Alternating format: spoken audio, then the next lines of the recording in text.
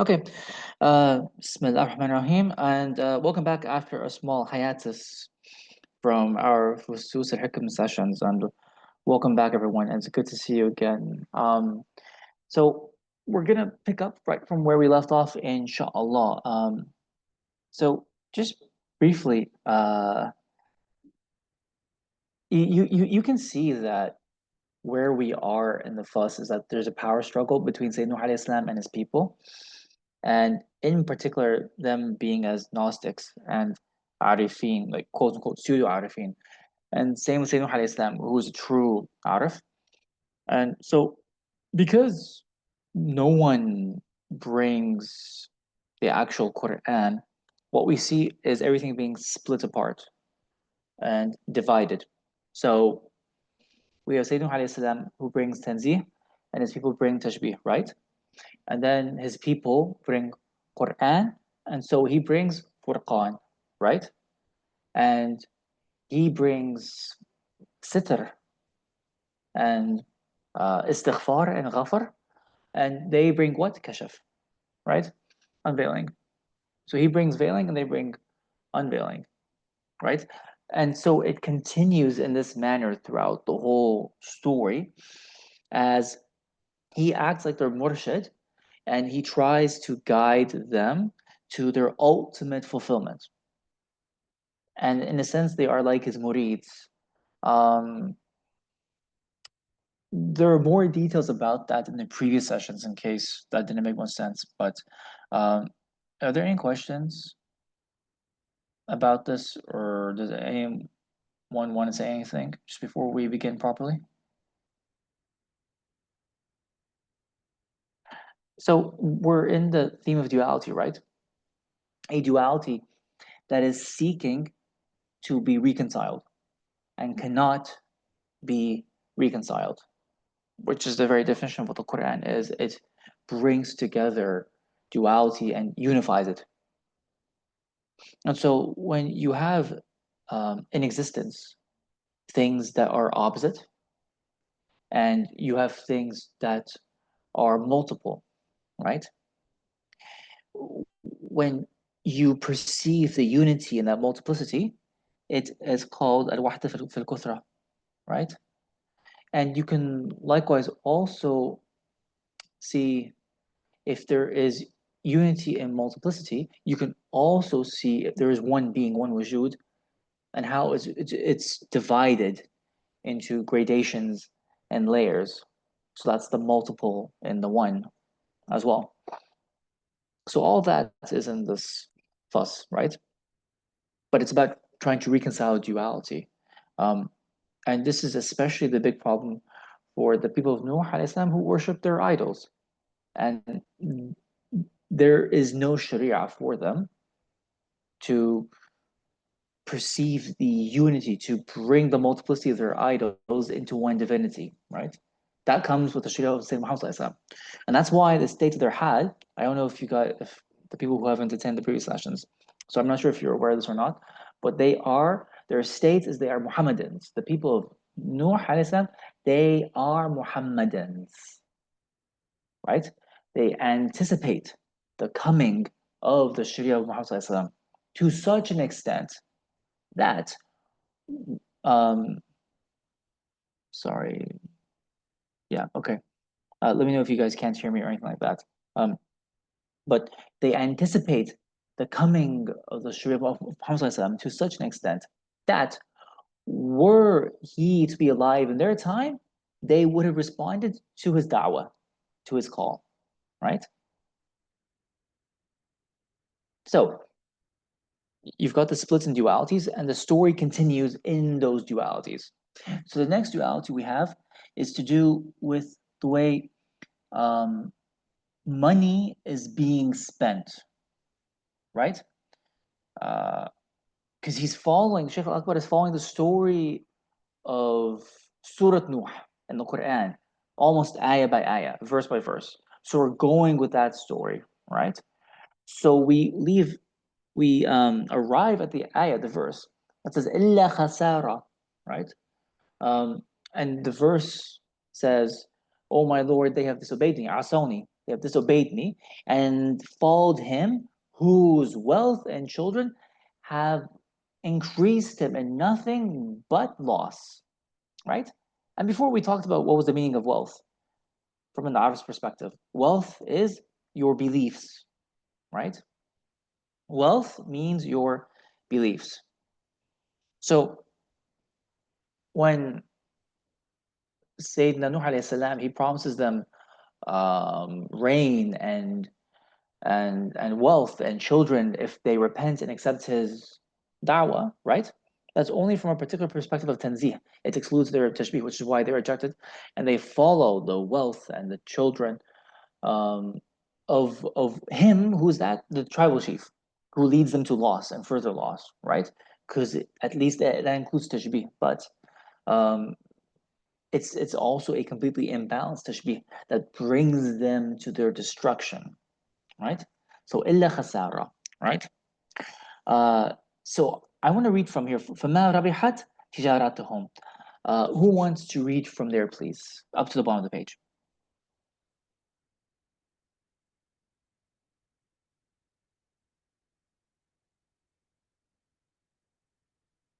Otherwise, I can do it. Okay, so now.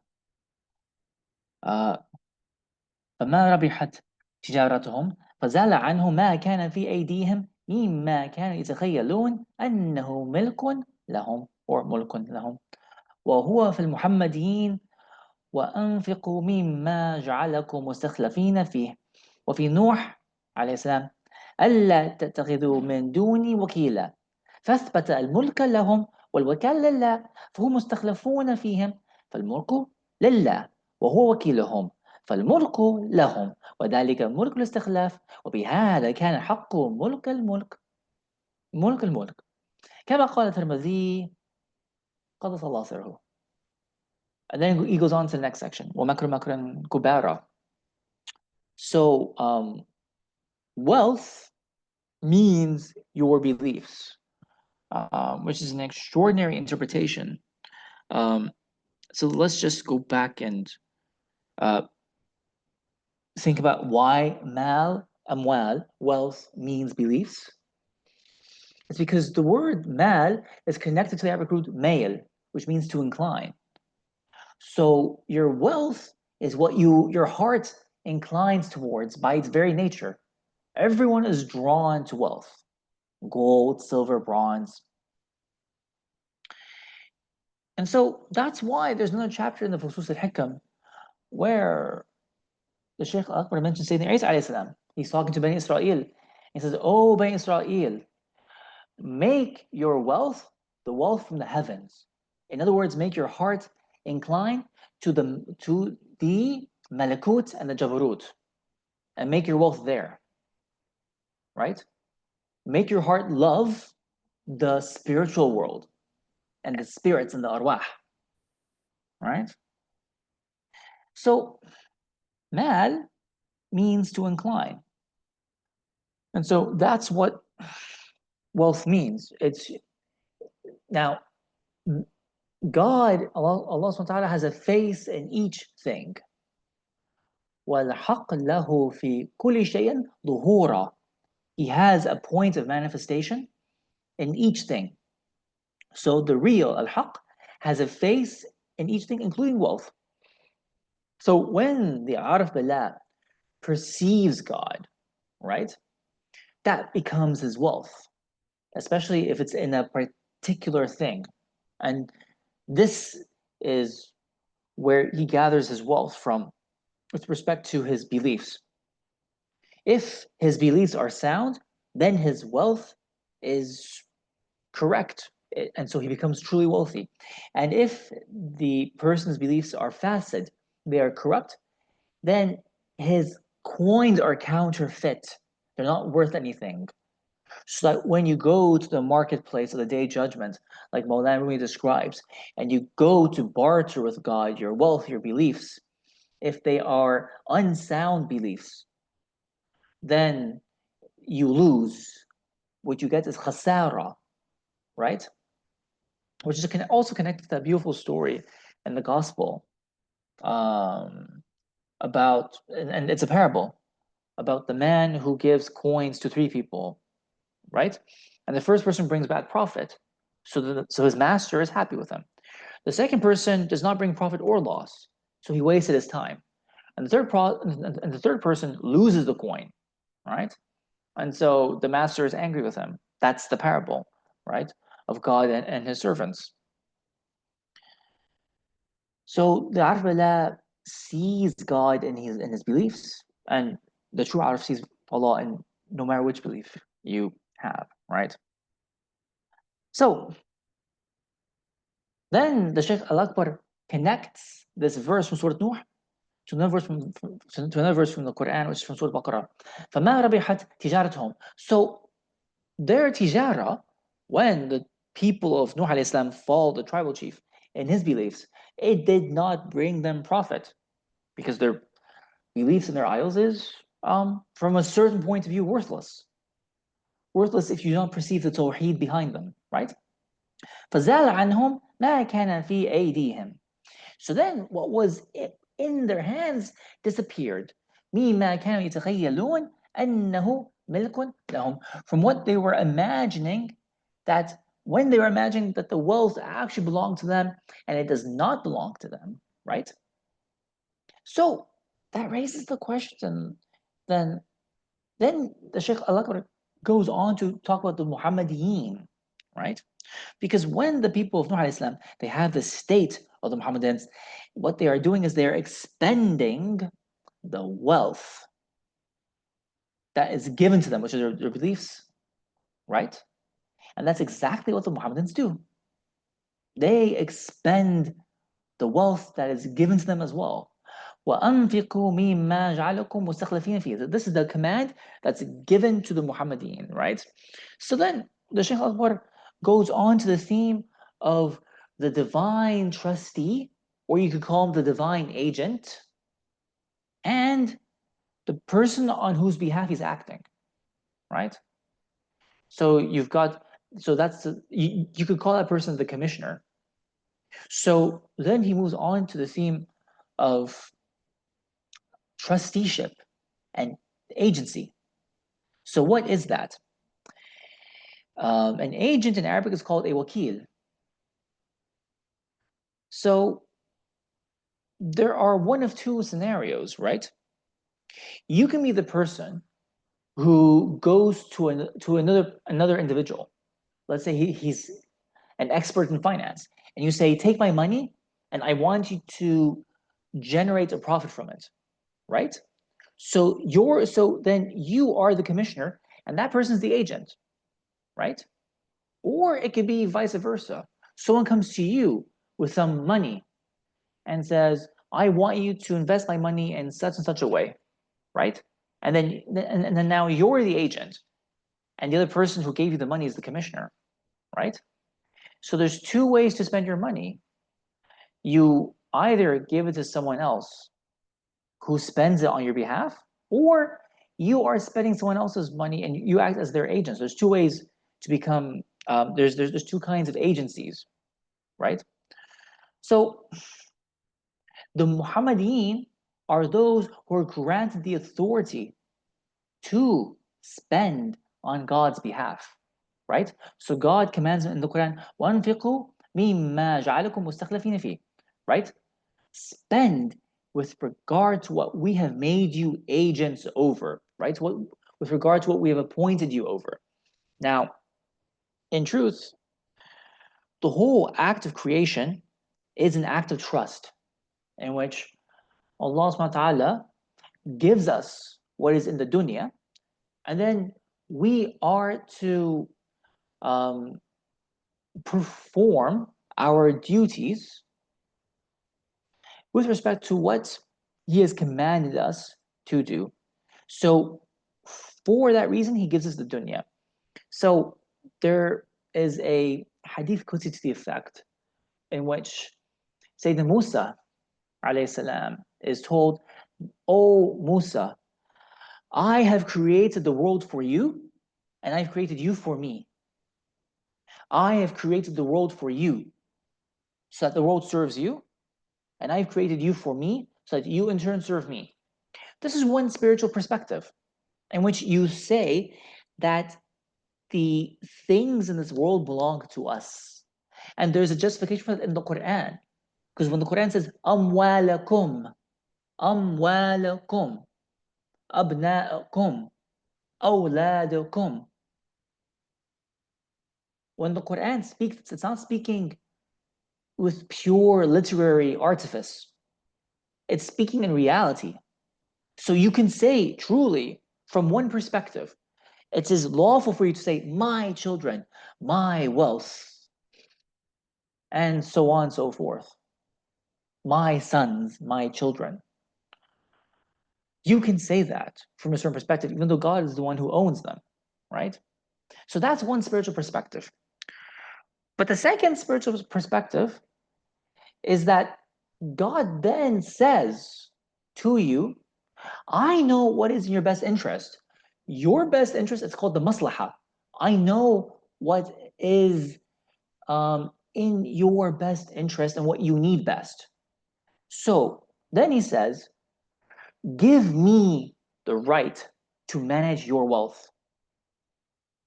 So now he commands you to turn over the authority of spending wealth to him so that he becomes the divine agent, right? And that is what's called the Nuhi perspective. So he says, وَفِي نُوحٍ أَلَّا تَتَّخِذُوا مِن دُونِي وَكِيلًا. Don't take anyone else apart from me as an agent, right? And then I will spend the money, I will invest it on your behalf. And then the Shaykh al-Akbar talks about that at length in other places where it's really beautiful. And he says, so then Allah, he literally invests your good deeds and he makes them grow so you can see the profit from them later on in life. And sometimes you might, Allah might cause you to lose your actual wealth in this dunya because he wants to give you the reward for it in the akhirah, right?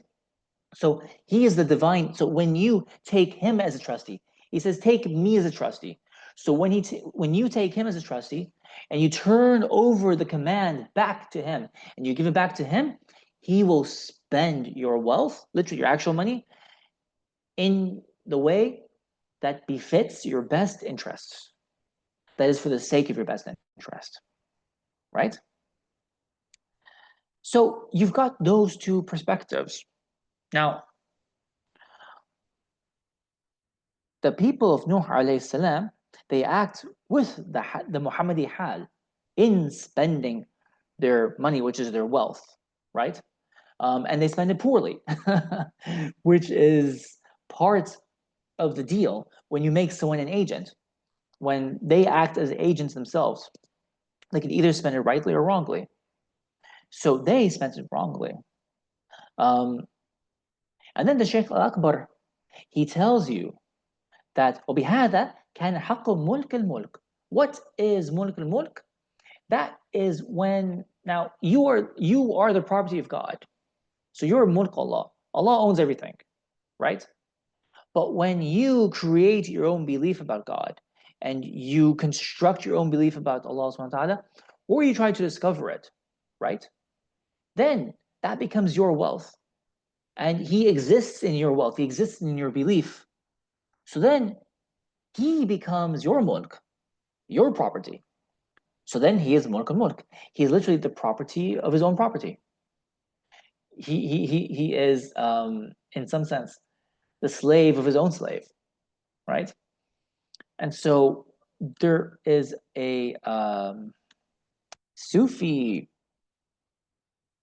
hikayah to that effect, right? So Abdurrahman Jami, right? I'm going to read from my own notes. He gives you an example of mulk mulk from the Futuhat when the great Sufi Sulaiman al-Daybali, he says, one day God addressed me expansively in my inner secret concerning mulk. And he said to me, verily, my kingdom is great. So then I replied to God, but my kingdom is greater than yours. So then God asks him, how so? And so he says, well, the likes of you are in my possession, whereas there is nothing like you in your own possession, right? So then God responds to him, you have spoken the truth, right? Um, So now we can get back to the actual text.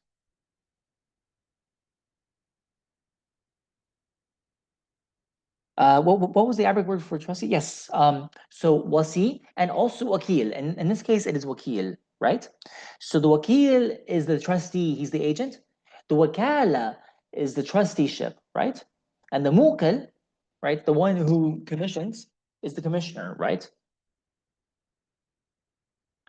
Uh, okay.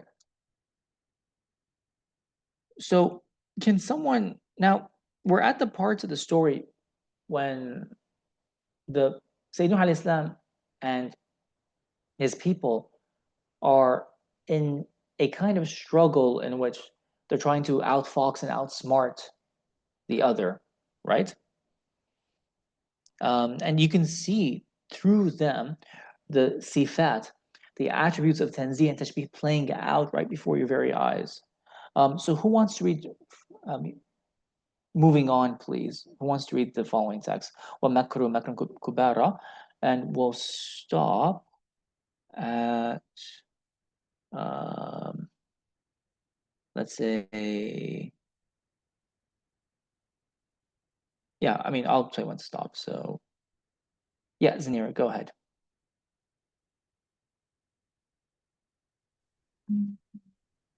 Where should I stop? I'll figure it out. I still haven't decided. Okay, no, from Omakaru. Yeah, so start from وَمَكْرُ. Okay. بسم الله الرحمن الرحيم. ومكروا مكرا كبارا لأن الدعوة إلى الله مكر بالمدعو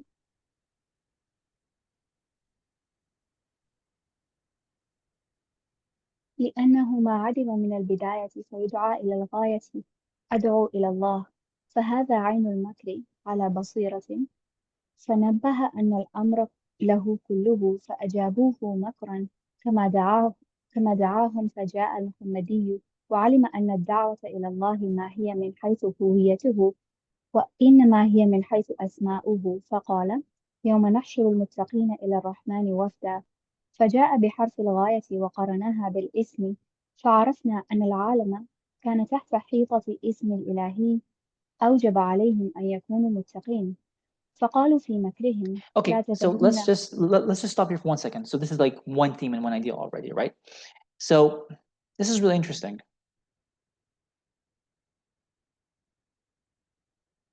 So he says, وَمَكْرًا كُبَارًا, right? So they plotted a mighty contrivance and plot against Sayyidina Nuh alayhi salam. And it was a mighty plot. So the question is, why was it a mighty plot? Well, in some of the tafsirs, they say that they planned to assassinate him, right?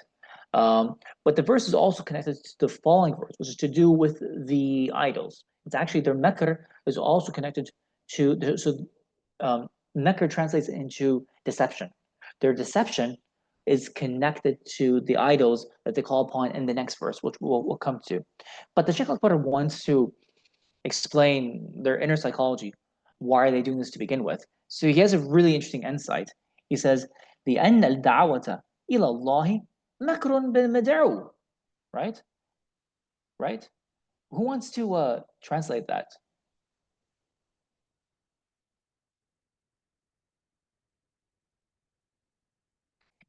And he says, okay, they plotted a mighty plan against Nuh alayhi salam. And he says, this is because the call to God. So who's calling them to God? Nuh alayhi salam. Okay. The call to God is a deception itself against the one being called to, right? Which is a really ajib thing to say. So he says that's a kind of deception in itself. So the reason they plotted a mighty plan, or let's say they acted deceptively, is because he deceived them first, right? When he says, I am calling you to God. But what's the problem with saying, I am calling you to God? What's the issue with that? From the perspective of ma'rifah.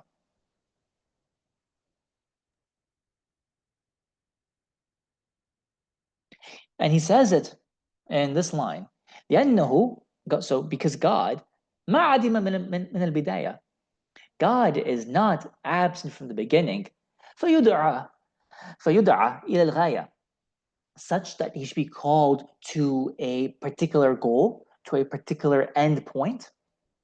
He isn't, because when you call, when you are telling someone, so, right, if you go back to the beginning of Surah Nuh, right, and it says, إني نذير إني لكم نذير مبين, I think, and ندعو إلى الله, right, or something to that effect, right? I am calling you to God, and to have taqwa of Him, and to obey me. So He has three commands, which is he's calling them to God, and to have taqwa of God, and to obey Him, right? So that's Him calling to Allah subhanahu wa ta'ala. But so this is one of the major gripes that Sheikh Al Akbar has, even with other Sufis, by the way, even with other Sufis, when they express their ma'rifah in a certain way. You can never tell someone that God is absent from them. That is impossible. That is a metaphysical impossibility. It's just not possible. There's no one in the entire world, no matter how much of a horrible person he is, or how far you think he is from God, who for whom God is absent. That is a metaphysical impossibility.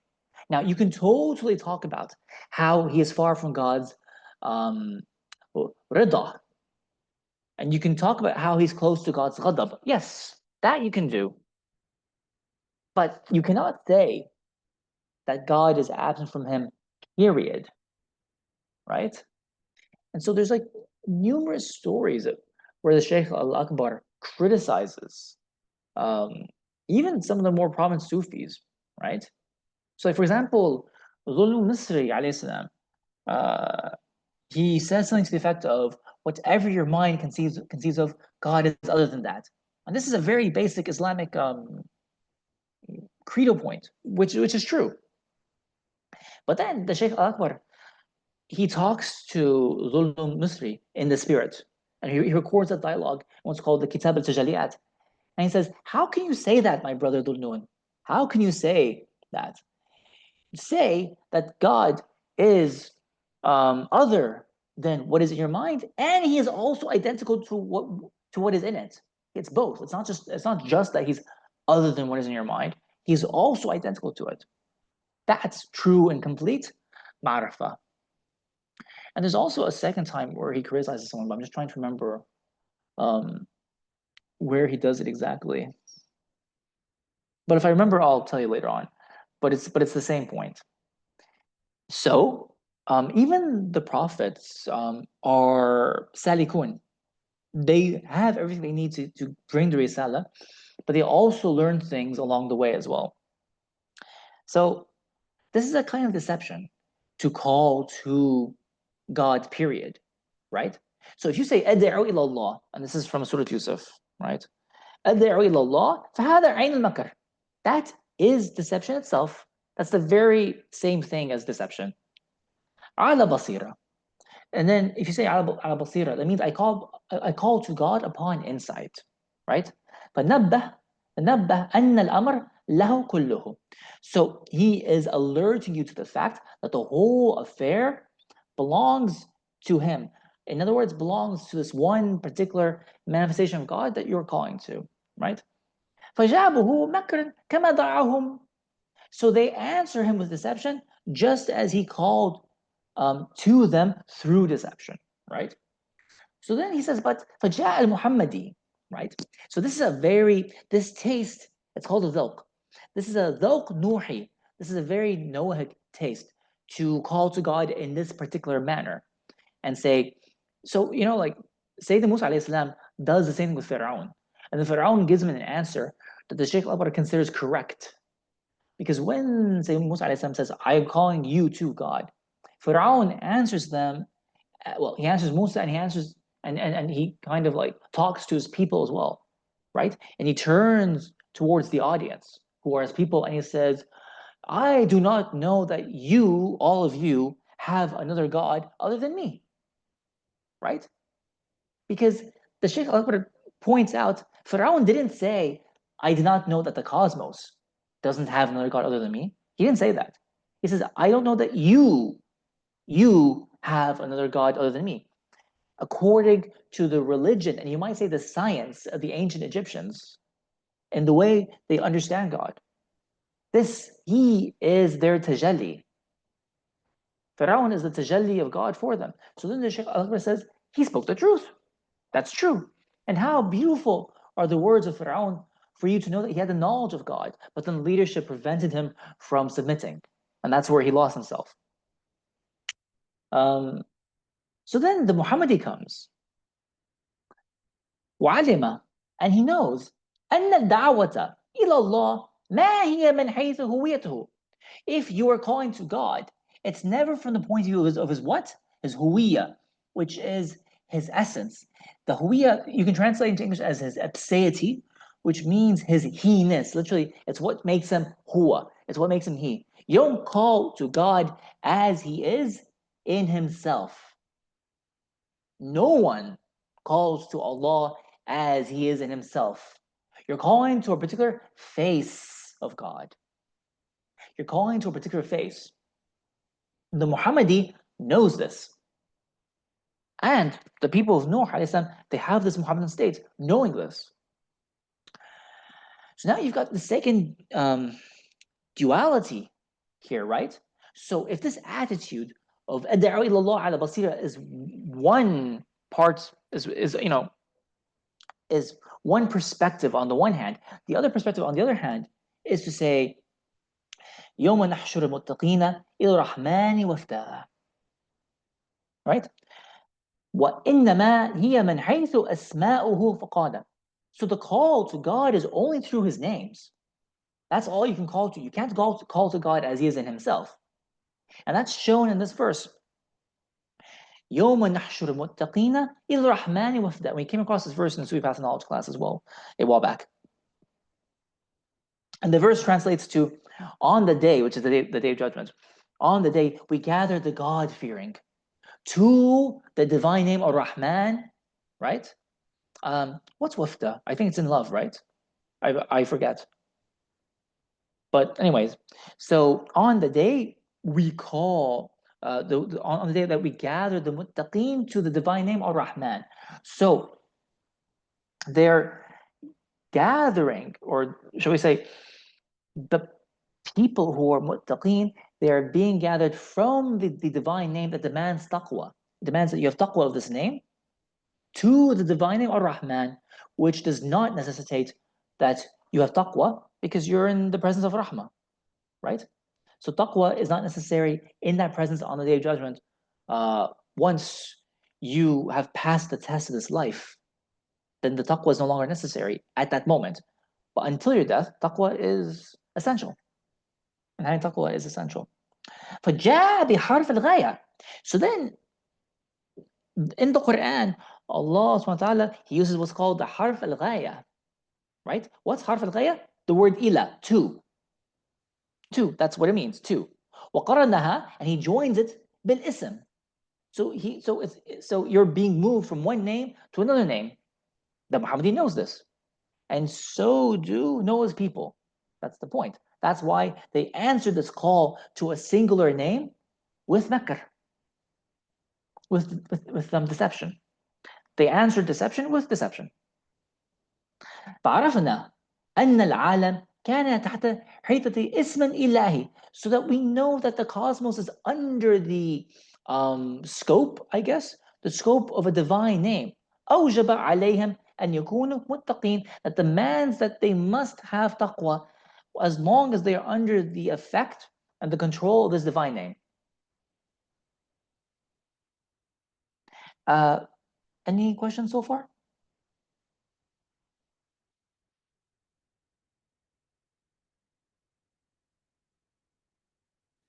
Irvina, go ahead. Since I was absent in the other sessions, maybe my question is simple. simply answered before. But what's the problem of idolatry in this case? So is there a problem in the first case? And what's the problem with it if one knows that what is worshipped is ultimately God? Okay, excellent question. The huge problem with idolatry, right, especially when it's done without knowledge, not just without knowledge, but without the Sharia, right? But when it's done in the first place without knowledge, it's not enough to know that they are God's faces. You must perceive as tawheed. Tawheed is what saves you. So you must perceive the thread that runs through all the idols that connects them back to their divine source. Because you can have a vision, a spiritual vision, which is pure dispersal, which is pure separation. And you can see all the divine faces, but without seeing the unity that brings them together. That's a disaster. That is a spiritual disease. Albeit they are divine faces, you can't deny them that. But if you do not perceive the tawheed that brings them together, then it's a disaster for you. So you are right. When you go back to the initial sessions that we talked about, we talk about how Sayyidina alayhi salam, he calls his people using different forms of tawheed. He talks about layl wa nahar, but it's a kind of tawheed, right? Day and night. And he shows you the unity of the cosmos, the unity of everything. So you can have no doubt that it comes from one divine source. That is what saves you. If you do not perceive the tawheed in the idols, then that is destructive. Does that make sense? Yes, it makes sense, but I wanted to connect it to love to a certain person. So when people fall in love with one person and not with the others. So is this connected somehow to this kind of idolatry sometimes that you do not perceive that all go back to God? Or can you just love someone more somehow, like The interesting thing about love, Arvina, is that that's when you're too focused on one tajalli. Love can lead to a kind of obsession and an infatuation. Maybe you call it an addiction if it's strong enough with one face of God, whereby you exclude the other faces. And you say, no, no, no. The other faces aren't it. This is it. And you exclude the other faces. A very common, I guess, well-known case in point is probably the Muslim criticism of the worship of Sayyidina Isa alayhi salam, right? Of the worship of Sayyidina Isa alayhi salam, and how maybe some Christians encapsulate the entire divine spectrum into just one person. You can't see the divine face anywhere else. That would be like one example, right? When you're so in love with one particular person. And even if it's not to do with worshiping a person, you can actually also love someone else. Let's say we're just talking about normal love so much that you neglect the rights of other people because you're so obsessed with just this one individual, this one thing. Yes, I understand. Thank you. Thank you. Really interesting question.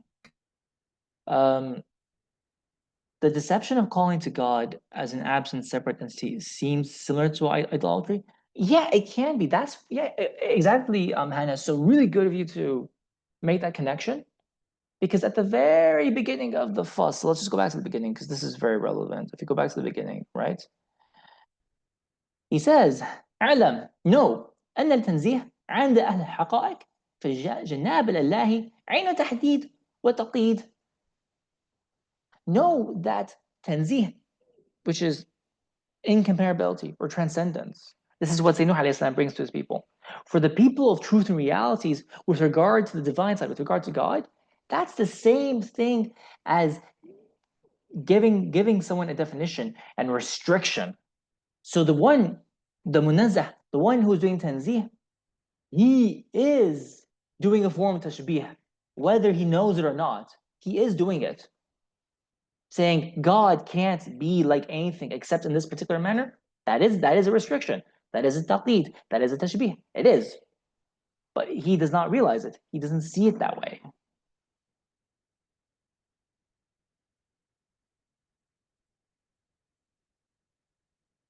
The basis of monism, what do you mean, Noor?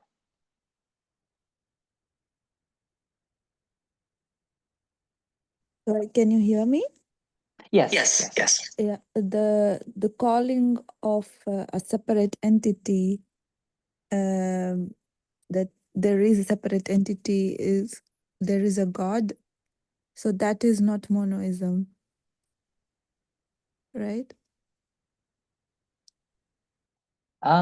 So monism, right? Yeah.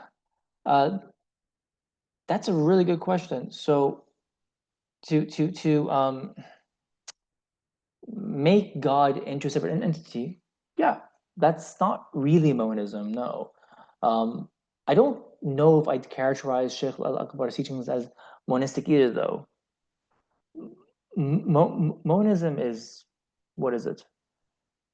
It's to perceive God in everything, right? So if you restrict him to like a separate entity, then that's not monism. Yes, that's right. Yes. Okay, thank you. Thank you. Okay. Can I also? Yeah. Let's continue reading from فَقَالُوا فِي مَكْرِهِمْ.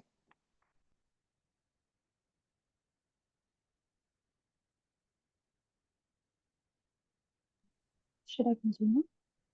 Yes, please, Nira, go ahead. Okay.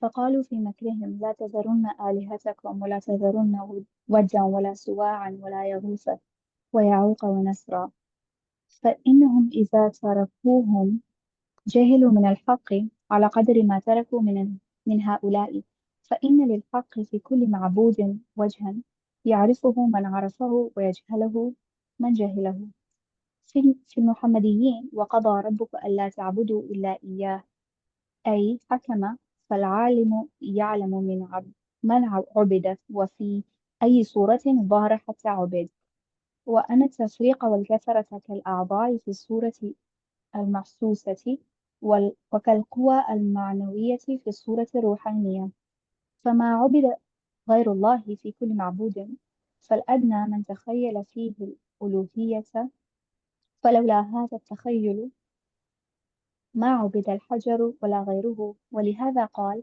قل سموهم لسموهم حجرا وشجرا وكوكبا ولو قيل لهم من عبدتم لقالوا إلها ما كانوا يقولون الله ولا الإله والأعلى ما تخيل بل قال هذا مجلا إلهي ينبغي تعظيمه فلا يقتصر فالأدنى صاحب التخيل يقول ما نعبدهم إلا ليقربونا إلى الله زلفى والأعلى العالم يقول إنما إلهكم إله واحد فله أسلموا حيث ظاهر وبشر المخبتين الذين خبت نار طبيعتهم فقالوا إلها ولم يقولوا طبيعة وقد أضلوا Okay, كثيرا. let's just stop right there. Okay, so stop with Tabi'a, and then the next ayah carries into the next section. So this is a really juicy, absolutely juicy section. So let's take it slowly. Thank you, Aisha. See you. Assalamu alaikum. So فَقَالُوا فِي مَكْرِهِمْ. So if Nuh alayhi salam, it's very simple. He calls them to one God. Then their makr is they'll call to five. or to a large number of gods. That's the deception. Because the argument which they're countering him with is, if you say there's only one particular manifestation, we can show you a great number, so don't abandon them, right? And by the way, he's going to mock them back, because there's a verse, for those who missed those classes, there's a verse from, I think, Surah 10 or 11, and it is that verse that ties the entire fuss together. So and those who know it, you already know it, like we'll come back to it later. So they are going to trick him back or deceive him back by saying, do not abandon your gods, right? You're being called to one God. Don't abandon your multiple gods. And he says, wala. So I don't know if that wala means, so this is a very interesting point of tafsir that would be interesting to check out.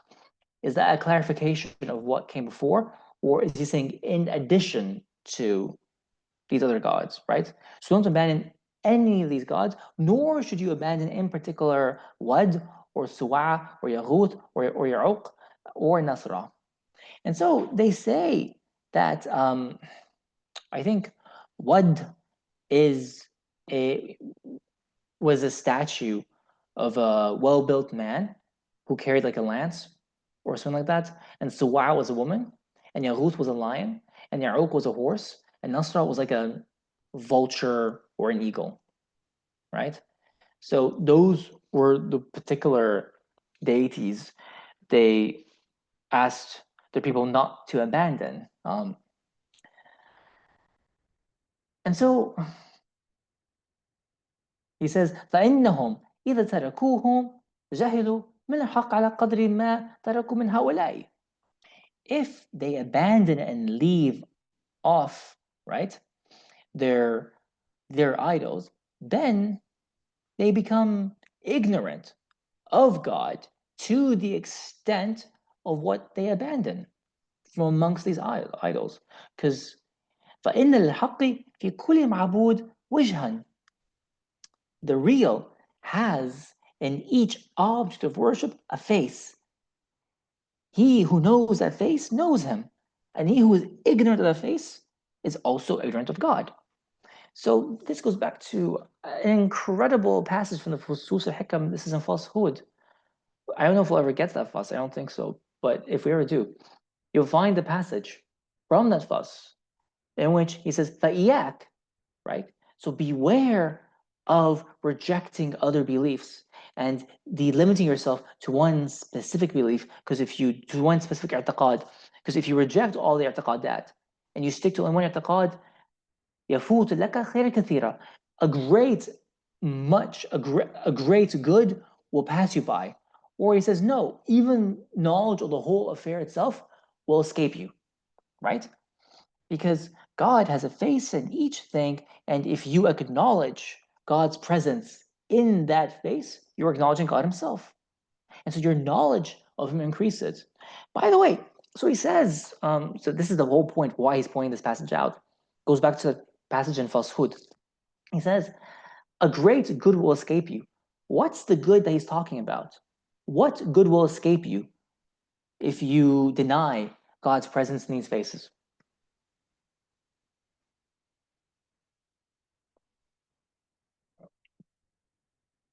It's connected to the Day of Judgment.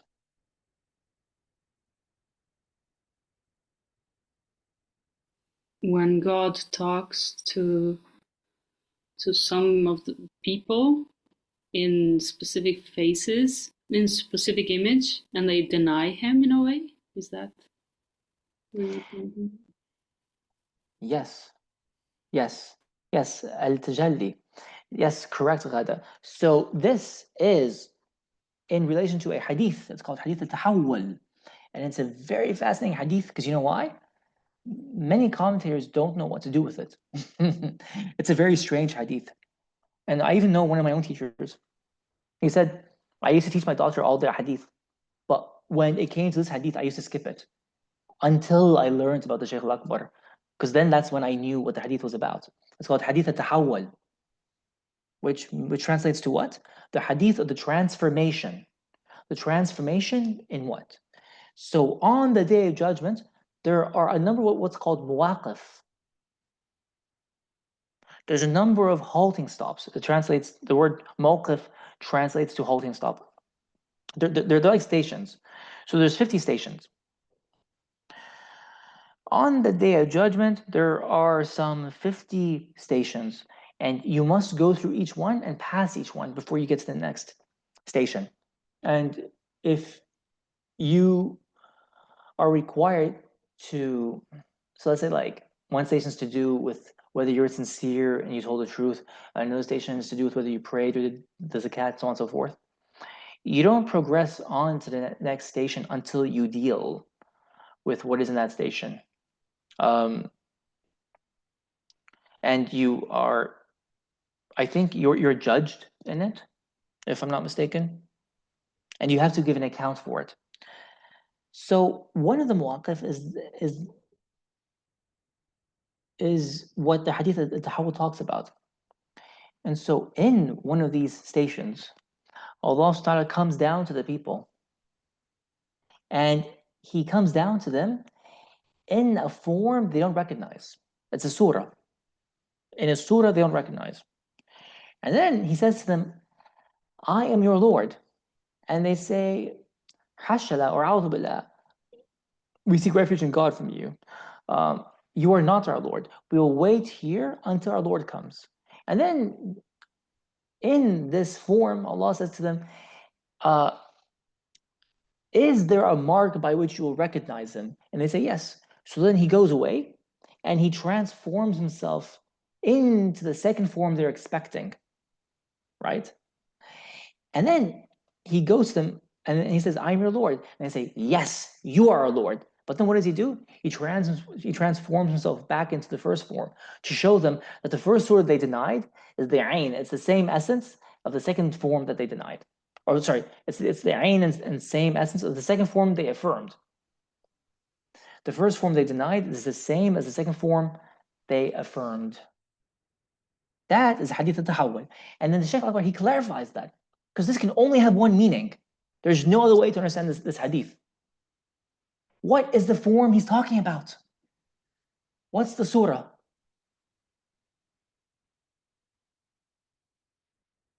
It's the form of your belief. He comes to the people in the form of a belief they don't recognize or affirm, and then he transforms himself into a form of belief that they recognize. So then the Shaykh al-Akbar, he gives you a very interesting piece of advice. He says, on the Day of Judgment, you know, there's a verse in the Quran, Surah Al-Infitar, right? What's the last verse? وَالْأَمْرُ يَوْمَئِذٍ لِلَّهِ وَالْأَمْرُ يَوْمَئِذٍ لِلَّهِ. The whole affair only goes back to God on that day. What does that mean? It means, the Shaykh al-Akbar says, there's no other, there's nothing but the hukum of God on that day. So when a being comes to you on the Day of Judgment and says, I'm your Lord, just affirm it. Because there's no room except for the authority of God on that day. Obviously, God rules over all of us and has complete authority over all of us, but he's giving us leeway to make mistakes. There's no leeway on the Day of Judgment. It's all him. So when you see a form come to you and say, I'm God, it just is. But if you see a form come to you in this world, right, and he says, I'm God, you question that twice. You say, maybe, maybe not. Maybe, maybe not. Right? Yes, قُلْ يَرَى اللَّهَ فِي مُعْتَقَدِهِ. Exactly. Each person will see Allah in the form and shape of his own belief. So it's like you don't deny him on that day.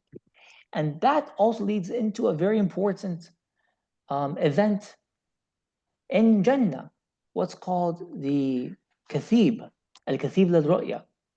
When the believers are gathered on the Day of Judgment and in paradise, and may you all enter paradise, inshallah, and me too.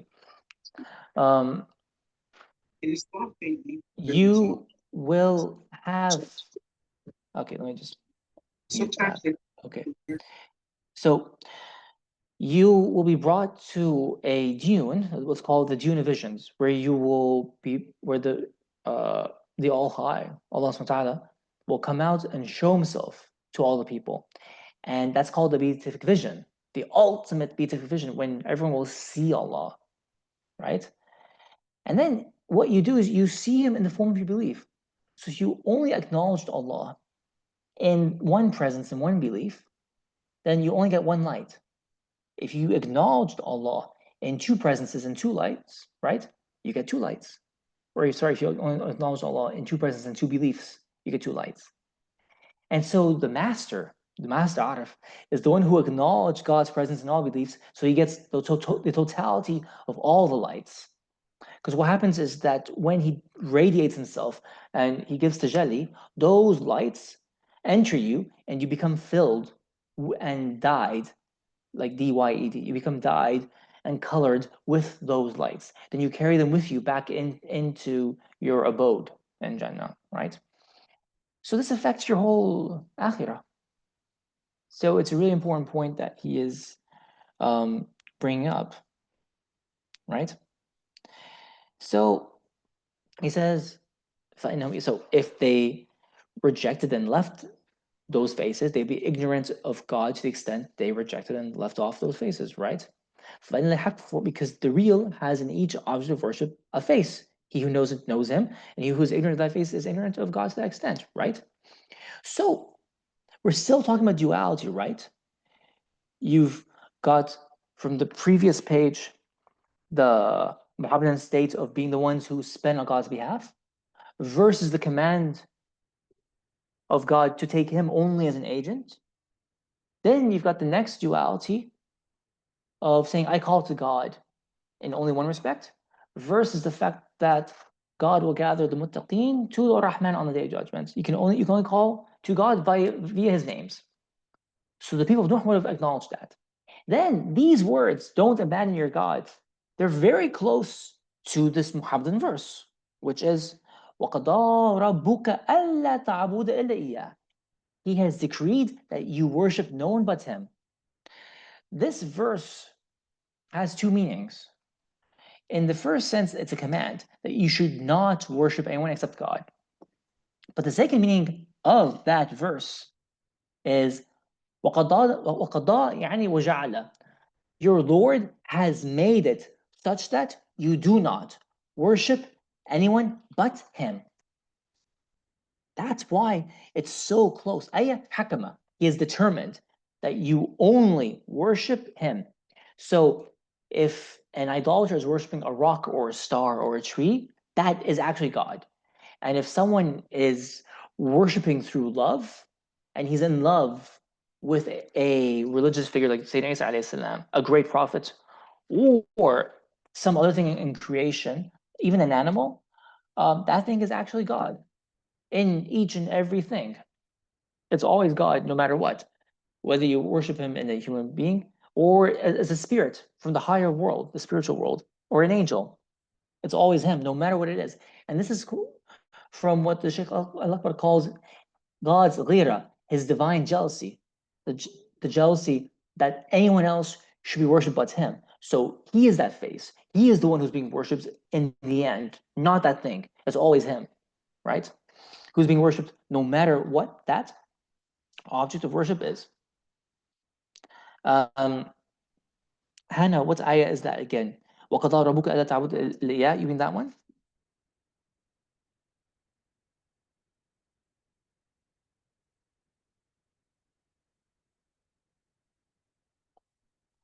Yeah, so that's a Muhammadan verse. It's from Surah Al-Isra. Is that what you're asking me? It means you are only worshiping your Lord no matter what.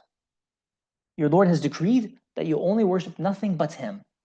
So whatever object you worship, it's always him in the end. Was that the question? Yeah, Surah Al-Isra, yes. So it's actually 17:23. So it's Surah Al-Isra 23. And that matches very closely the state of what the people of Noah said. Don't abandon your gods, right? since there's a divine face in each and every one of them. But it's also extremely different from the Muhammadan verse, because the Muhammadan verse ties those divine faces back to one source. وَقَضَى رَبُّكَ, your Lord has determined that there's nothing but Him. They don't have Tawheed. That's the problem with the recognition of the divine faces. That's the one major mistake that damns them to hell, right? They don't see the unity between all those faces, although they come very close. That's why, again, had they been brought this verse, وَقَضَى رَبُّكَ أَلَا تَعْبُدَ إِلَّا إِيَّاهُ, they would have accepted the message of Sayyidina Nuh alayhi salam and the message of Sayyidina Muhammad alayhi salam. They would have accepted the message.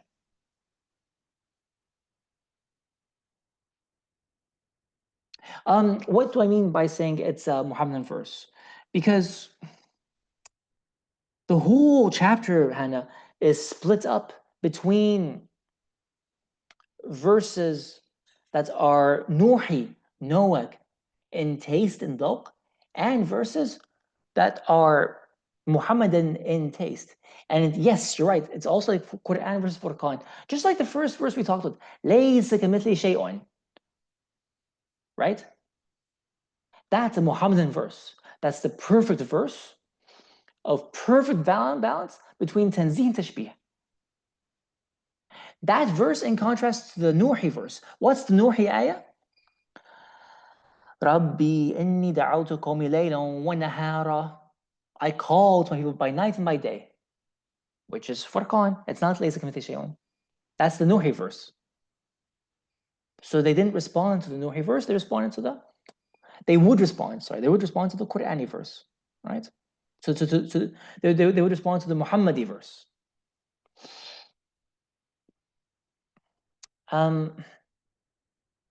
Right? So this is the next duality then, right? And I think like we're going to stop here in just a minute. And then we can carry on next time, inshallah. Ayah, meaning hakama, he determined, he ruled. Because the cosmos, right? Or not the cosmos, I'm sorry, this is al-alam, this is the knower.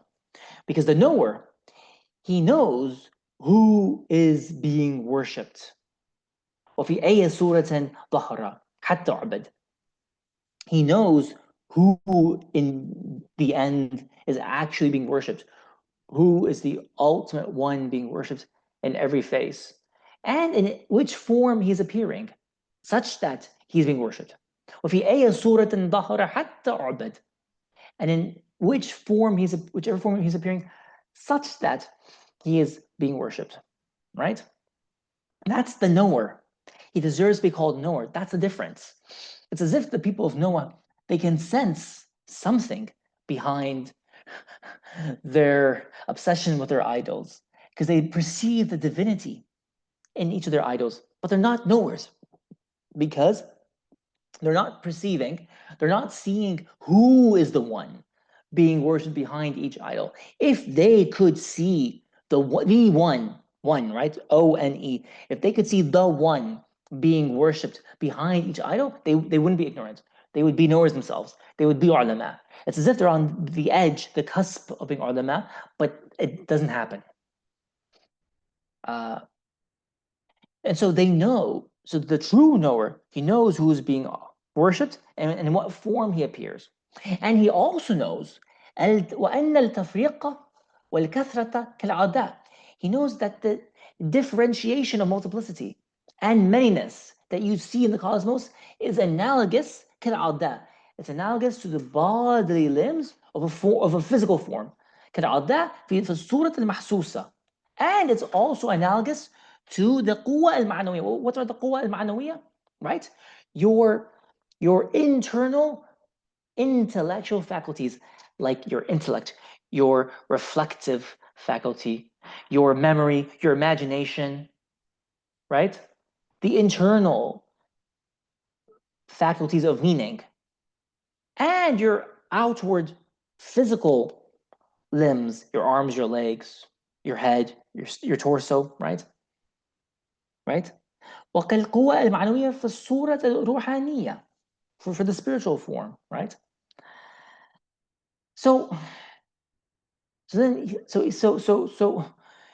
the true knower, he knows that this multiplicity and differentiation you're seeing, there is a common thread tying them all together. You don't say that this arm has nothing to do with this leg.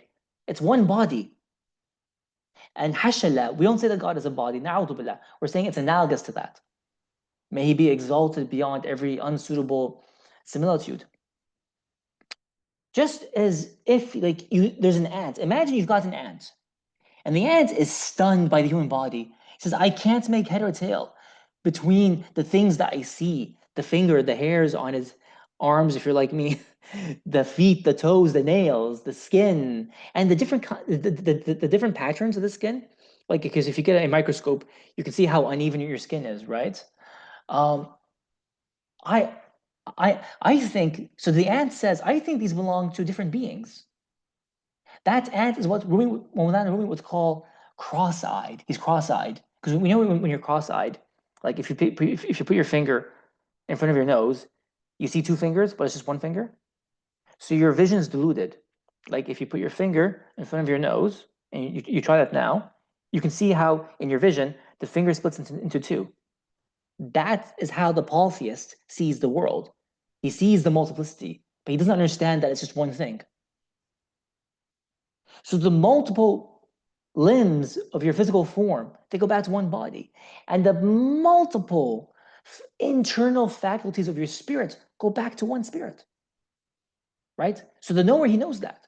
With respect to all the idols and things that are worshipped in the world, it goes back to one God. فَمَا عُبِدَ غَيْرُ اللَّهِ. So nothing is worshipped except God. فِي كُلِّ مَعْبُودٍ. In everything, in every object of worship. Yes, Ravina? Please finish until and then I. I'm done. I was just wondering about the breaking of idols. Like, what does that mean? If there are prophets that have broken idols, and even Yes. And I don't know for what reason, but the image of breaking idols in the Kaaba came to mind. And as far as I know, maybe I might be wrong, that there was a statue of Hazrat Maryam there, and Rasulullah alayhi salam didn't break it. This is a riwayah. It's a weak riwayah of there being paintings in the Kaaba when Rasulullah he opened Mecca, who fataha Mecca, he conquered Mecca, he retook Mecca with 10,000 soldiers, and he entered the Kaaba, and he was removing the idols. But there's a weak narration that he protected these images of Sayyidina Ibrahim alayhi salam and Sayyidat Maryam with the baby of Jesus, right? So there are these icons that he protected. You can find this in the Sirah of Martin Lings, which is a beautiful tafsir. Which is a beautiful Sirah. But to be fair, it's a very weak narration, so it's not something you base your aqidah on. You don't base your aqidah on a weak narration, right? So maybe maybe didn't, I don't know. But most scholars would reject that particular narration. Regardless of whether that episode happened or not, we work on principles. So this whole fuss and the whole all these sessions from the beginning of Fusus Al Hikam are to do with principles that apply regardless of particular episodes. That's the beauty of them, right? But that's a beautiful question. What about the prophetic mission, if you like, and the prophetic acts of destroying these idols, like Sayyidina Ibrahim alayhi salam, he smashes the idols out of futuwa, out of chivalric manhood, spiritual bravery.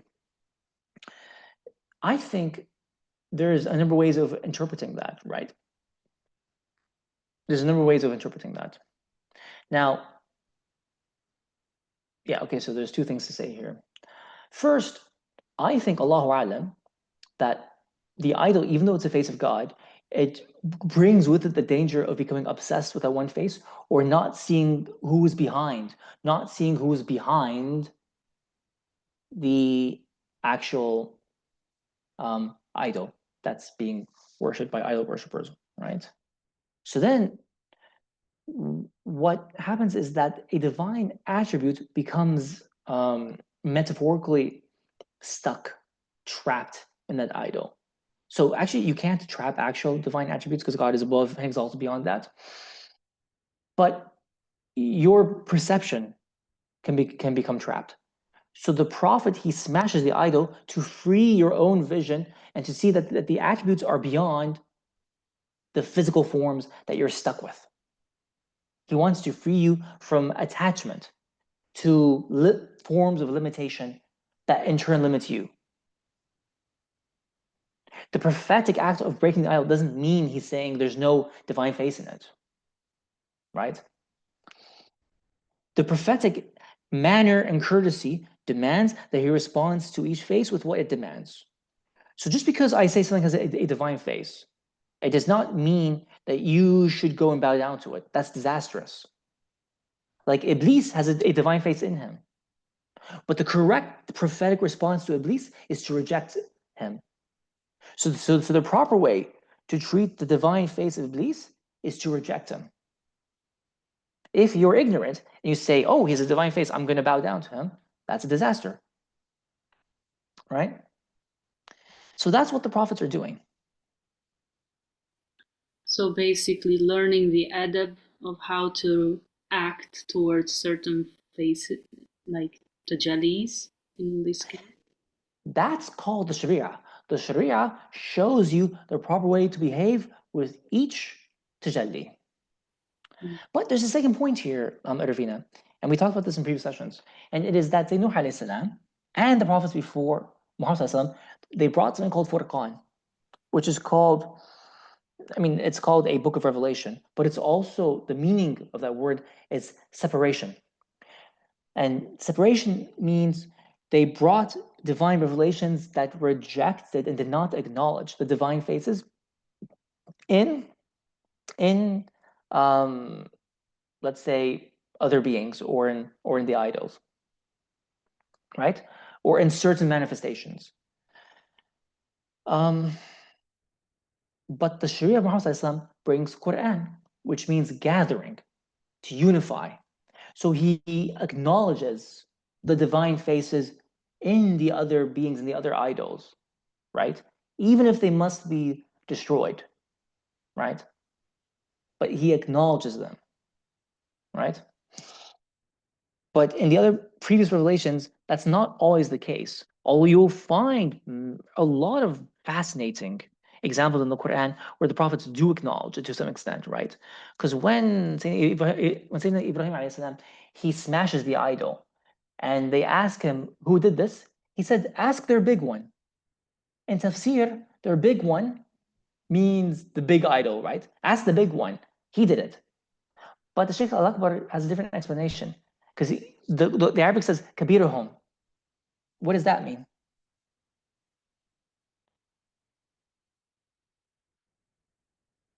Kabiruhum means al-kabir. Like it's a divine name. Allah subhanahu wa ta'ala al-kabir. Ask him, because he knows best what happened to those idols. So the other prophets have different methods and means of acknowledging the divine faces too. They don't just completely reject them, right? Sayyidina Ilyas alayhi salam, he says, do you worship Baal or do you worship Allah ahsan khaliqeen? Do you worship Baal or do you worship Allah, the best and most beautiful creators? Which means in his Sharia, you see the other idols as creators, right? But Allah is the most beautiful one. But the correct Islamic and our own way of expressing this is to say that there's no creator but Allah. So that means, to bring together with what Sayyidina Ilyas alayhi salam said, is that Allah can create from nothing, but the other creators, even you and me, like we have works of art that we create. We create from pre-existing things, right? If you want to put it in quote unquote quotations, the word creator. But to create from nothing, only Allah does that. And there's many examples like that. Sayyidina Yusuf alayhi salam, he said he tells the man who leaves jail, "Irja' ila rabbika," go back to your Lord. He calls the Pharaoh his Lord. Go back to your Lord. The divine manifestation, that you perceive in him, so you call him Lord. Go back to your Lord. He acknowledges it. So the prophets have different ways of acknowledging that these different divine presences, and they give them their different degrees of respect and hurma and acknowledgement. But they also break them where appropriate. But the Sharia of Nuh alayhi salam, he says, no, I don't acknowledge the divine faces in the idols. So that's why there's a problem for that, for the people of Noah. Whereas the Muhammad Sharia says, it acknowledges them in a certain manner, in the manner that it is correct to acknowledge them. And so that's why if they had that verse, they would have responded to the call.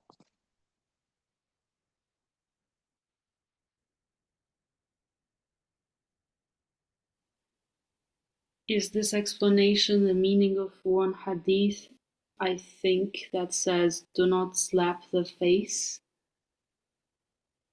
Oh, subhanAllah. Isn't that interesting? Yes. Yeah, I mean, Allahu A'lam, maybe. That's another reason not to slap a face. Wow. Thank you for reminding me. You know, because like one of the major points that you just brought up, you know, that Sheikh Al-Akbar always talks about, is that God's presence is always around us, but we very often don't see it. And when we don't see it, we're the ones who lose out because you just missed out on what you were supposed to receive in that moment from the divine presence. So if you have like a kid, and the kid, like you have a child, like a son or a daughter, and you smack them for being naughty, then it's because you are diminishing the divine presence that is in front of you at the moment. You don't see God, but He's right there. He's literally right there. And you only see it in the afterlife when the veil is removed and you see it was God who's there with you all along. And then you experience what's called regret.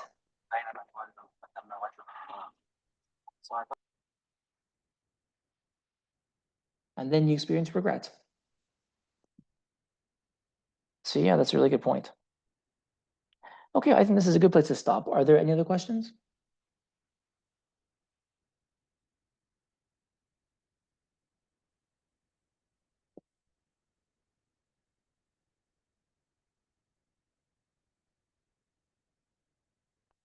No? Okay, then let's stop the recording and we'll call it a day.